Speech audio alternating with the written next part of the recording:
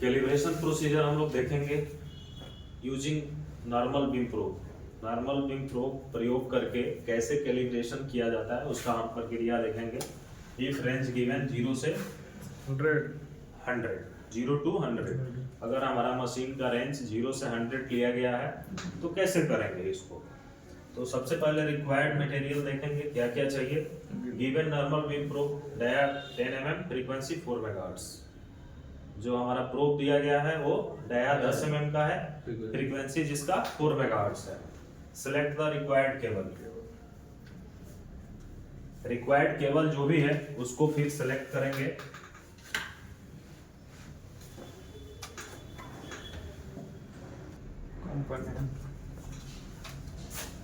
उसके बाद से यूएफडी हमारा इक्विपमेंट चाहिए, अल्ट्रासोनिक फ्लो डिटेक्टर एंड कॉपलेंट। कॉपलेंट भी चाहिए क्योंकि कॉपलेंट नहीं होगा तो फिर एयर को रिमूव कैसे किया जाएगा। फिर 4 नंबर हमारा basic calibration block.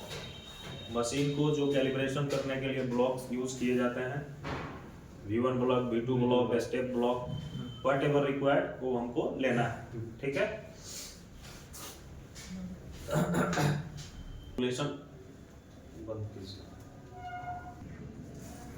Now step 1। अब हम स्टेप 1 देखेंगे। सबसे पहले ईच सब डिवीजन का वैल्यू निकालेंगे। उसके लिए हम फार्मूला यूज किए हैं रेंज बटा number of sub division in CRT.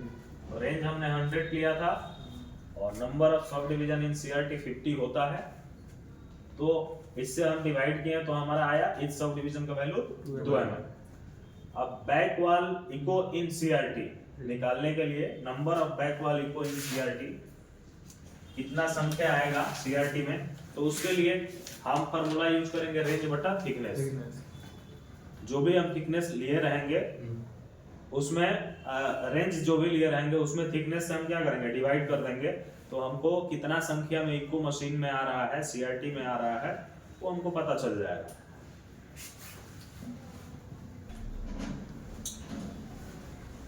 तो कैलिब्रेशन के लिए हम यहाँ पे दोनों ब्लॉक को ले लिए हैं, V1 और V2 दोनों ब्लॉक।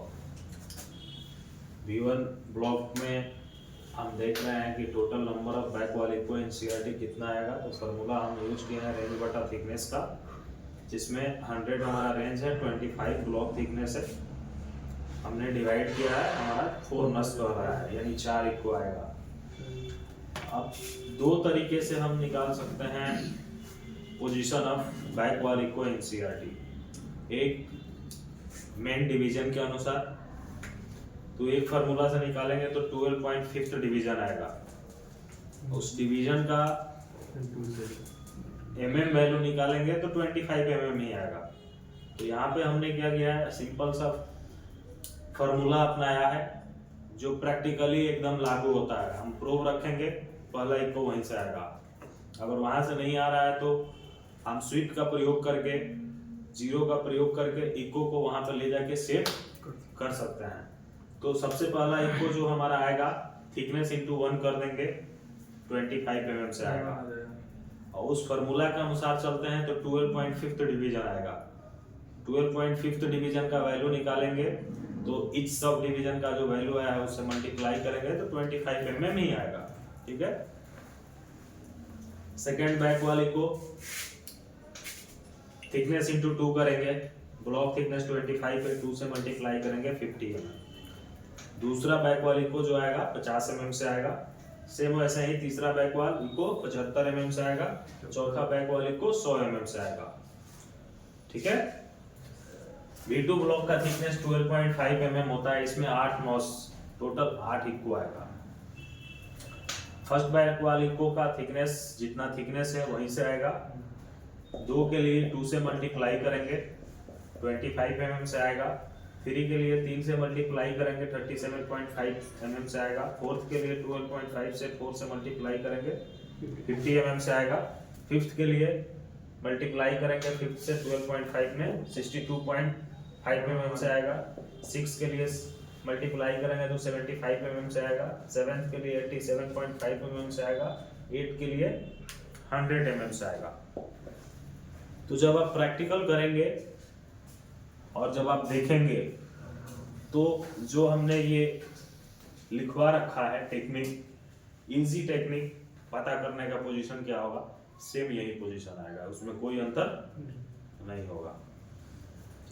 ठीक है,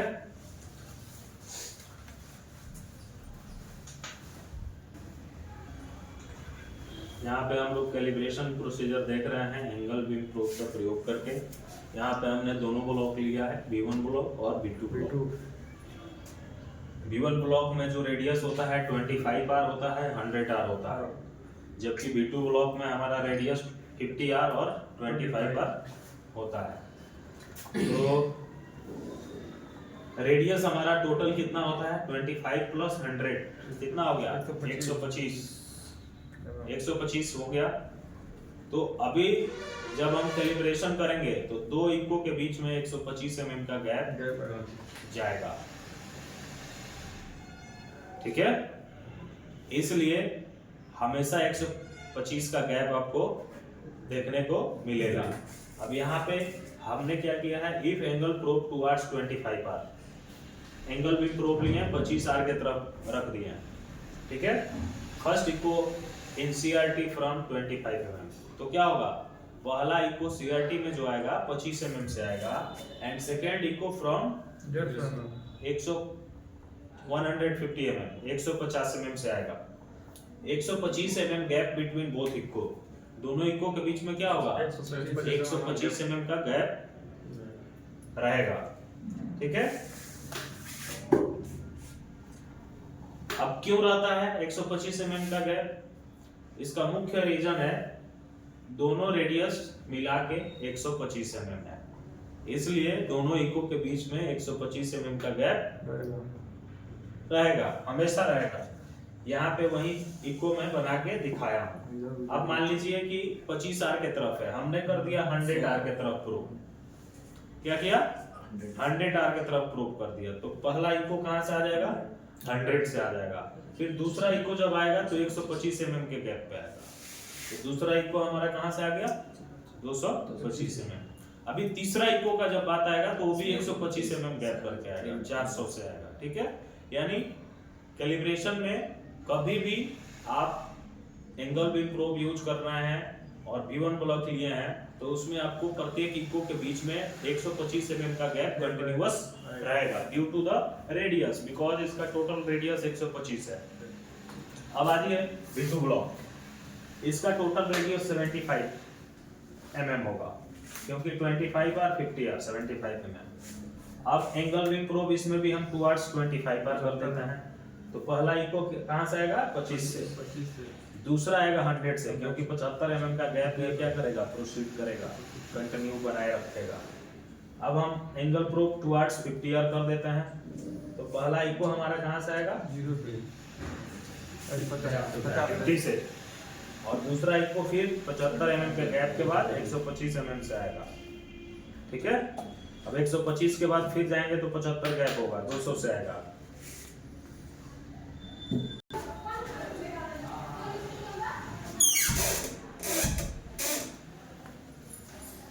स्नेल्स लॉ, स्नेल्स का नियम, तो